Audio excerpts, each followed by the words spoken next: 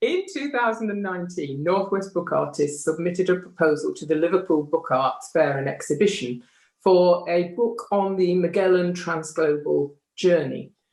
Unfortunately, the pandemic then struck us and all our work has been continuing online. This is particularly difficult, of course, when we're making a collaborative piece of work.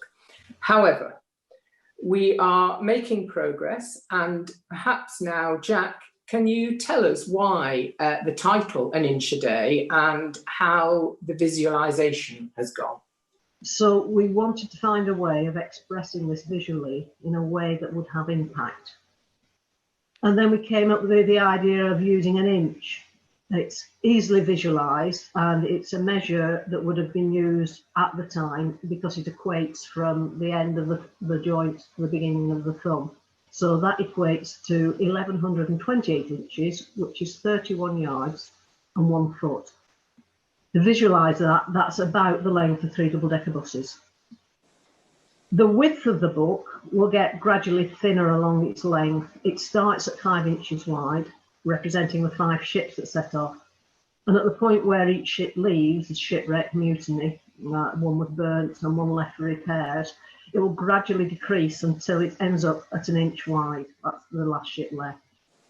We've came up with the format of a long, thin book, but then we had the problem of how to bind it. But when Marilyn found an illustration of a 17th century common log, it gave the perfect structure and sense to the binding for our book. And then the actual log piece is here at the bottom, and this is just to give you an illustration of how it will look when it's actually wound up. But of course, it's going from 5 inches at the widest down to 1 inch at the end. Each individual piece will be worked onto a small piece of white cotton fabric. So this method of construction means that members can work on their contribution at home, and at a later date we can place them onto the scroll itself to give a balanced composition against the whole length. There's a piece here, a 5 feet long piece, just mocked up, trying to work out how that would work. So we've got this sailcloth canvas and then white cotton sheeting. And at about each foot at the moment, there's a piece of work. These are all very similar because these are ones I've been playing with. Obviously, they will vary as we construct the book. We'd also like to include the names or references to the individuals who made the journey and where they died, and also to reference in the same way where possible the peoples that they encountered. It tends to be called Magellan's Voyage, but he didn't actually get all the way around. He was the instigator, but it was depending on an awful lot of other people.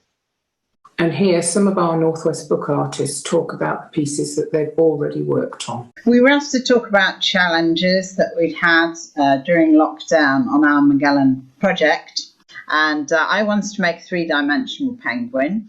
So I looked on the internet and there's loads of penguins, and one of them is actually called the Magellan penguin. So I chose to make him, and he's got a little black stripe down his tummy, and I chose to make mine with layers of tissue paper. So he's actually 3-dimensional and will stand up.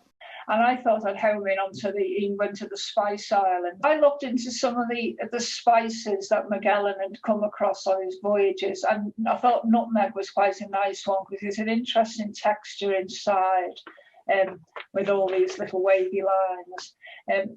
I was luckily enough to find in the scrap something I had from a patchwork course, was this material, which is, to me, mirrors the inside of the nutmeg very well. So I was very pleased with those. Here is my Patagonian giant representation. And because I'm more of a sewer and an embroiderer, I've appliqued the languid figure of the Patagonian giant lying under a spice tree, because the island had quite a lot of spice trees. And I've made the spice tree from pieces of string, which I thought looked suitably rustic, sewn on as the trunk and bark of the tree, and some leaves over the top.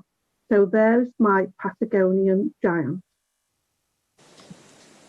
And these pages are all about the dyes that were used in the sails of the ships and indeed in dyeing materials. This one is cinnamon, and the one on this page is clove. And as we go further forward to the very small piece there, that is red ochre. It's reflective of the fact that sails on the ships that Magellan used would have been treated with this to sort of weatherproof them.